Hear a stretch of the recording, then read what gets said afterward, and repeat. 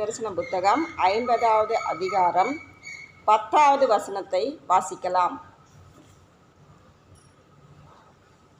வாசிங்க.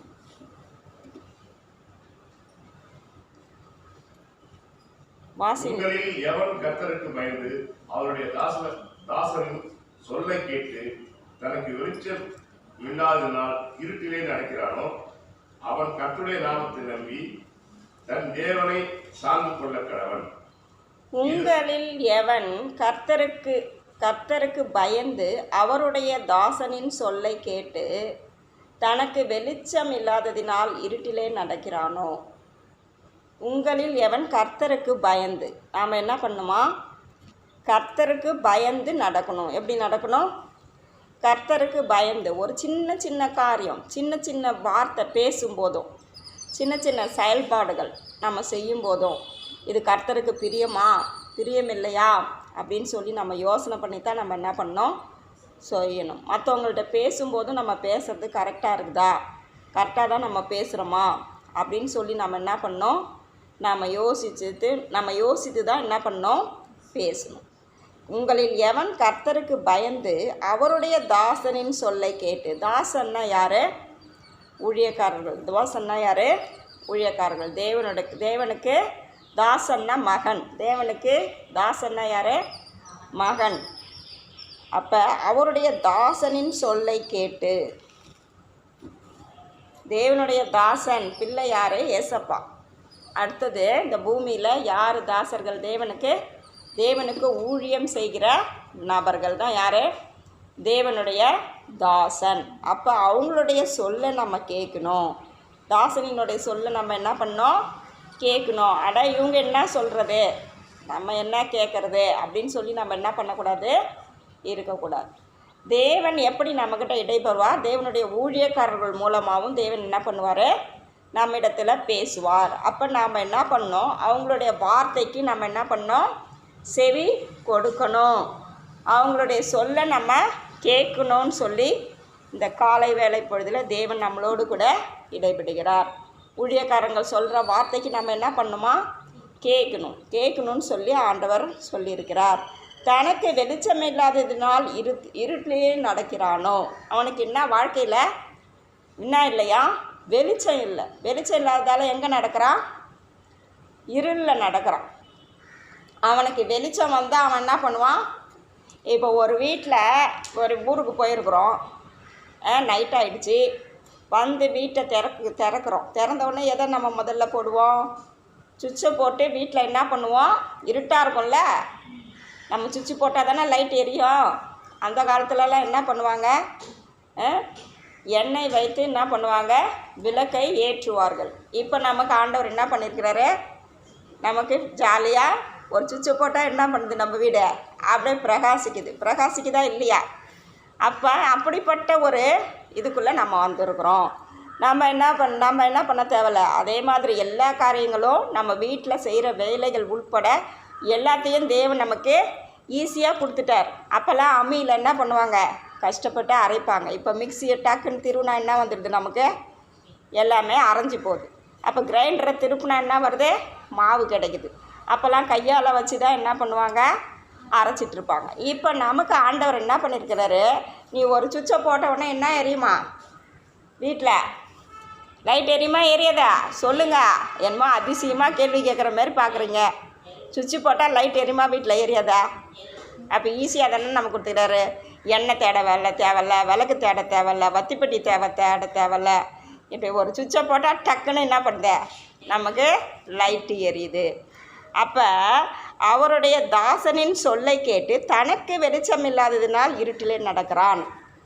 தனக்கு வெளிச்சம் இல்லாமல் என்ன பண்ணுறான்னா, ஒரு மனுஷன், தேவனுடைய பிள்ளைகள் இருட்டில் நடக்கிறான். அப்போ அவனுக்கு என்ன இல்லை, வெளிச்சம் இல்லை. அவன் வீட்டில் லைட் இல்லைன்னு அர்த்தமா அதுக்கு? அப்படி இல்லை. அவன் மனசில் வெளிச்சம் இல்லை, அவன் சிந்தையில் என்ன இல்லை, வெளிச்சம் இல்லை. அவன் வாழ்க்கையில் போராட்டம், அவன் வாழ்க்கையில் பிரச்சனை, அவன் வாழ்க்கையில் கேடு, அவன் வாழ்க்கையில் நிம்மதி இல்லை, அவன் வாழ்க்கையில் போராட்டம். இதனால தான் அவன் வாழ்க்கையில் என்ன இருக்குது, இருள் இருக்குது. பாவம் செய்கிற மனுஷனாக இருந்தால் அவன் வாழ்க்கையில் என்ன இருக்கும், இருள் இருக்கும். அவன் இருதயத்தில் என்ன இருக்காது? ஒரு சமாதானம், ஒரு விடுதலை இருக்கவே முடியாது. அப்போ இருட்டாக இருக்குது, அவன் இருட்டில் நடக்கிறான். ஆனால் அவன் தேவனுக்கு என்ன பண்ணுறான்? பயந்து நடக்கிறான். தேவனுடைய தாசனுடைய சொல்லை கேட்டு அவன் நடக்கிறான். அப்போ அவன் செய்த தவறை உணர்ந்துக்கிறான் இல்லை? இப்போ ஒரு தவறு செய்கிற மனுஷனுக்கு தான் என்ன பண்ணுவாங்க? அட்வைஸ் பண்ணுவாங்களா பண்ண மாட்டாங்களா? இப்போ நம்ம வீட்டில் ஒரு குழந்தை தவறு செய்து நம்ம என்ன பண்ணக்கூடாது? ஒரு குழந்தை ஒரு பக்கத்து வீட்டிலேருந்து ஒரு ஏதாவது பொருளை திருடிட்டு வந்துடுச்சு. அப்போ நம்ம என்ன பண்ணுவோம்? திருடக்கூடாதுன்னு சொல்லி அட்வைஸ் பண்ணுவோமா பண்ண மாட்டோமா? இனி அந்த பொருளை நீ என்ன பண்ணக்கூடாது? எடுக்கக்கூடாது. அது என்னது? அதை எடுத்தால் என்னது? தவறான காரியம் அப்படின்னு சொல்லி நம்ம என்ன பண்ணுவோம்? அட்வைஸ் பண்ணுவோம். அப்போ அந்த திருடுற அந்த புத்தியை நம்ம சின்ன வயசுலேருந்தே நம்ம கரப்ஷன் பண்ணும்போது அந்த குழந்தை பெருசானாலும் அந்த திருடாது. சரி, ஒரு பேனா தானே எடுத்துன்னு வந்திருக்கு, ஒரு பென்சில் தானே எடுத்துன்னு வந்திருக்குன்னு விட்டோம்னா அதுவே படிப்படியாக என்ன பண்ணும்? பெரிய பெரிய பொருட்களை திருட ஆரம்பிக்கும். அந்த திருட்டுத்தனம், அந்த திருட்டு புத்தி என்ன பண்ணும்? அந்த பிள்ளைக்குள்ளார வளர ஆரம்பிக்கும். அதனால் வேரில் இருக்கக்குள்ளேயே நம்ம என்ன பண்ணோம்? அதை வெட்டி எரிஞ்சிடணும். அப்போ தனக்கு வெளிச்சம் இல்லாதது தான் இருட்டு. அப்போ என்னது? தாசனுடைய சொல்லை அவன் கேட்டு நடக்கணும். நீ போகிற வழி தவறுப்பா, நீ செய்கிற காரியம் தவறு, இனி இந்த தவறை நீ செய்யக்கூடாது அப்படின்னு சொல்லி நம் தாசர்கள் சொல்கிற அந்த வார்த்தைக்கு கீழ்ப்படிஞ்சு என்ன பண்ணணும்? நடக்கணும். ஒன்று தேவனுக்கு பயப்படணும். தேவன் தவறான காரியங்களை, தேவனுக்கு பிரியமில்லாத காரியங்களை செஞ்சால் தேவன் என்ன பண்ணுவார்? நம்மளை தண்டிப்பாருன்ற ஒரு பயம் என்ன பண்ணணும்? இருக்கணும். ரெண்டாவது, தேவனுடைய தாசனுடைய சொல்லை நம்ம என்ன பண்ணணும்? கேட்கணுமா கேட்க வேண்டாமா? ஊழியக்காரங்க சொல்கிறது, ஊழியக்காரர்கள் நம்ம கேடுக்கா போய் சொல்லுவாங்க, கெடுதலுக்கா சொல்லுவாங்க? அப்படி கிடையாது. நல்லதுக்காகத்தான் நமக்கு என்ன பண்ணுவாங்க? நம்மளுடைய தவறுகளை திருத்தி கொள்வதற்காகத்தான் தாசர்கள் என்ன பண்ணுவாங்க? நம்மளிடத்துல பேசுவாங்க. அவங்களுடைய சொல்லை நம்ம கண்டிப்பாக என்ன பண்ணணும்? கேட்டுக்கணும். ப்ரேயர்னால் ப்ரேயருக்கு கரெக்டாக வரணும்னு சொல்லி என்ன பண்ணுவாங்க? ஊழியக்காரர் சொல்லுவாங்க. வேதத்தை வாசிக்கணும், தியானிக்கணும், எங்கள் கூட வந்து ஊழியம் செய்யணும் அப்படின்னு சொல்லி தேவனுடைய தாசர்கள் சொல்லும்போது அவங்க சொல்லுக்கு நம்ம என்ன பண்ணோம்? கீழ்ப்படினோம். அது மட்டும் இல்லை, ஏதாவது ஒரு தவறான காரியங்கள் நம்ம வாழ்க்கையில் இருக்கும்போது அதை நீங்கள் சரி செஞ்சுக்கணும்னு சொல்லி நம்மளை சுட்டி காட்டும்போது நாம் அதுக்கு கீழ்ப்படிஞ்சு என்ன பண்ணோம்? அவங்க சொல்ல கேட்டு அதன்படி நடக்கணும். அப்படி நடக்கும்போது நம்ம இருட்டாக இருக்குது நம்ம வாழ்க்கையில், அந்த இருட்டில் தான் நடந்து போகிறோம் அப்படின்னு சொல்லிட்டு சொன்னால், அப்போ நடக்கிறோன்னா அவன் கர்த்தருடைய நாமத்தை நம்பி தன் தேவனை சார்ந்து கொள்ள கடவன். அவன் என்ன பண்ணணும்? கர்த்தருடைய நாமத்தை நம்பணும். எப்படி நம்பணும்? அவருடைய நாமத்தை நம்பி என்ன பண்ணணுமா? தேவனை சார்ந்து கொள்ள கடவன். ஐயோ, நம்ம இருளில் வாழுறோமே, நம்ம இருட்டில் நம்ம எப்படி அந்த இருள் நமக்கு வந்தது? நாம் செய்கிற தவறுனால தான் என்ன பண்ணுது? இருள் வருது. சில வேளைகளில் இப்போ கடன் நமக்கு எப்படி வருது? கடன் நம்ம வாங்குறதால தானே நமக்கு கடன் வருது. நம்ம வாங்கலைன்னா அதுக்குரிய கஷ்டத்தை நம்ம பட வேண்டிய அவசியம் இல்லை. அப்போ நம்ம அதேமாரி சரீரத்தில் வியாதி வந்து நம்ம சரீரத்தை நம்ம ஒழுங்காக பாதுகாத்துக்காததால் தான் நமக்கு என்ன வருது? பிரச்சனை வருது. அப்போ இந்த இருளில், கடன் பிரச்சனையில், வியாதி பிரச்சனையில், கஷ்டத்தில், போராட்டத்தில், கண்ணீரில் இப்படி நாம் வாழ்ந்துக்கிட்டு இருக்கிறோம்னா நாம் செய்கிற தவறுனால்தான் நாம் என்ன பண்ணுறோம்? இப்படிப்பட்ட சூழ்நிலைகளில் மாட்டிக்கிறோம். நம்மளுடைய இச்சையின் காரணமாக தான் நம்ம என்ன பண்ணுறோம்? இப்படிப்பட்ட சூழ்நிலைகளில் நம்ம மாட்டியிருக்கிறோம். அதனால நம்ம என்ன பண்ண தேவையில்ல? நம்ம கலங்க தேவையில்ல. தேவனுக்கு பயந்து தாசனுடைய சொல்லை கேட்டு நம்ம நடக்கும்போது அந்த பிரச்சனையிலிருந்து நம்ம என்ன பண்ணுவோம்? நமக்கு இருள் தான் நமக்கு வாழ்க்கையில். அந்த இருளில் நம்ம நடக்கும்போது தேவனை, அந்த இருளில் நம்ம நடந்தாலும் தேவனை சார்ந்து நம்ம வாழணும். அவருடைய நாமத்தை சார்ந்து நம்ம வாழணும். அவருடைய நாமம்னா என்னது? ஏசப்பா, ஏசுன்றது தான் அவருடைய நாமம். எதை செய்தாலும் நம்ம என்ன பண்ணணும்? அவருடைய நாமத்தை முன்வைத்து நம்ம செய்யும்போது, தேவனை சார்ந்து கொள்ளும்பொழுது நம்ம எப்படி இருக்கணும்? நம்மளை அந்த ஏன்னா தேவன் எப்படிப்பட்டவர்? ஒளியாயிருக்கிறார். தேவன் எப்படிப்பட்டவர்? ஒளியாயிருக்கிறார். ஆதியாகமம் 1:2 பாருங்களேன். எடுத்தவங்க யாராவது வாசிங்க. பூமியானது ஒழுங்கின்மையும் வெறுமையுமாய் இருந்தது, ஆழத்தின் மேல் இருள் இருந்தது, தேவ ஆவியானவர் ஜலத்தின் மேல் அசைவாடி கொண்டிருந்தார். பூமி எப்படி இருந்ததா? ஒழுங்கின்மை வெறுமையுமாய் இருந்தது. ஆழத்தின் மேல் என்ன இருந்ததா? இருள் இருந்தது. இருள் எப்படின்னா எதனால் இருள் வருது? ஆழத்தினால தான் இருள் வருது. ஆழத்துக்குள்ளே தான் என்ன இருக்கும்? ஒரு குழியை நம்ம ஆழம் வரைக்கும் நோண்டிக்கிட்டே போனால் அதுக்குள்ளே என்ன இருக்கும்? வெளிச்சமாக இருக்கும். பூமி கடியில் என்ன இருக்கும்? இருட்டு தான் இருக்குமா இருக்காதா? அதுக்குள்ளே தண்ணி கிடைக்குது, சரி ஒரு மோட்ரு போடுறாங்க, அதில் நோண்டிக்கினே போனால் என்ன வரும்? இருள் இருக்குமா இருக்காதா? இருட்டாக இருக்குமா இருக்காதா?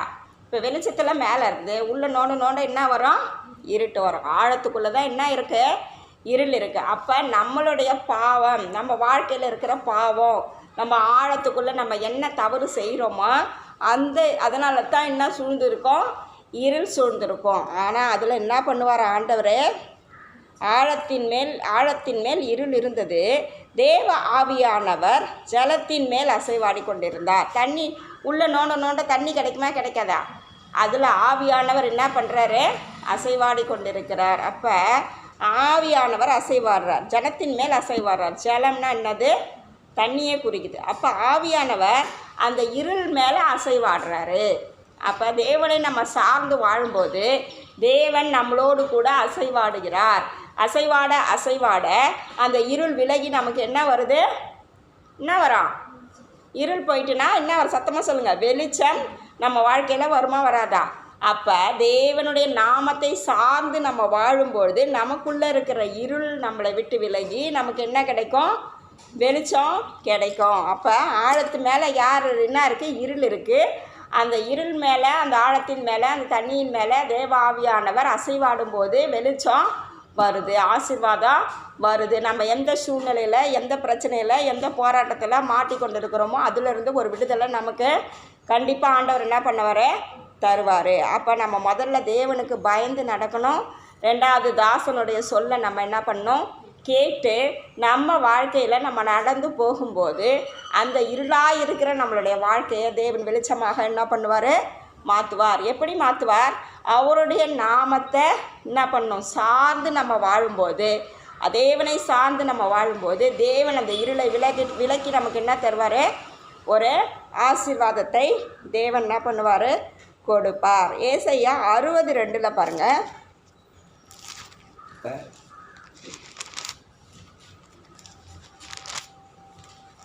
60:2 இதோ இருள் பூமியையும் காரிருள் அதன் ஜனங்களையும் மூடும், ஆனாலும் உன்மேல் கர்த்தர் உதிப்பார், அவருடைய மகிமை உன்மேல் காணப்படும். இருள் பூமியையும் காரிருள் ஜனங்களையும் மூடும்.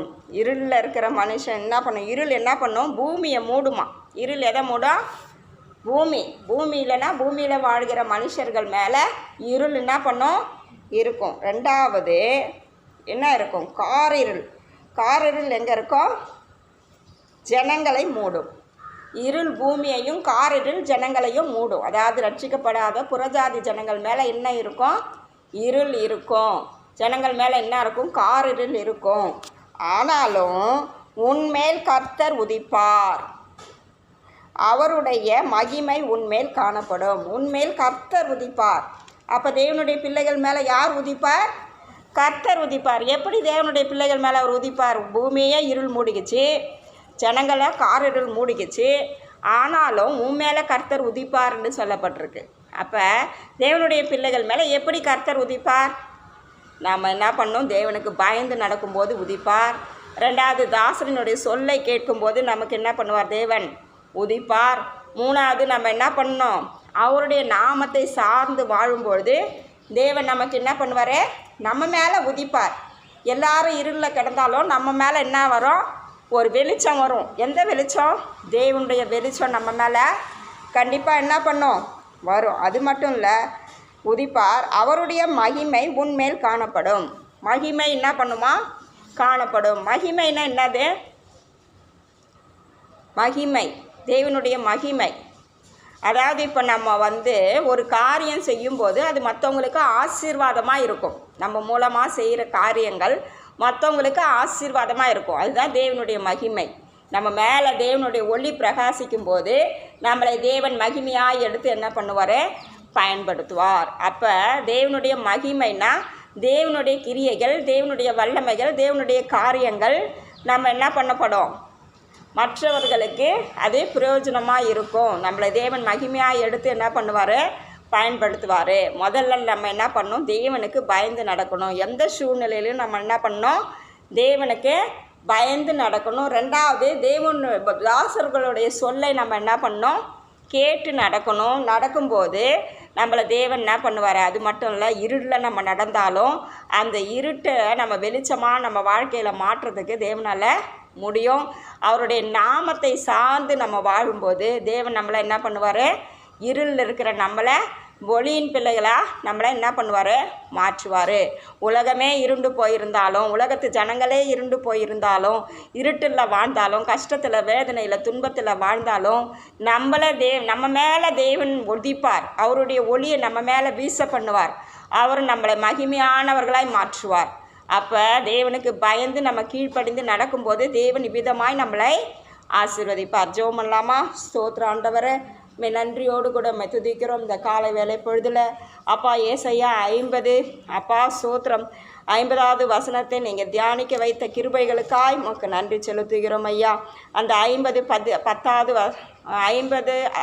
அதிகாரம் 10வது வசனத்தின்படி அப்பா ஸ்தோத்திரம் ஆண்டவரே, உங்களில் எவன் கர்த்தருக்கு பயந்து அவருடைய தாசரின் சொல்லை கேட்டு தனக்கு வெளிச்சமில்லாததினால் இருட்டிலே நடக்கிறானோ அவன் கர்த்தருடைய நாமத்தை நம்பி தன் தேவனை சார்ந்து கொள்ள கடவன்.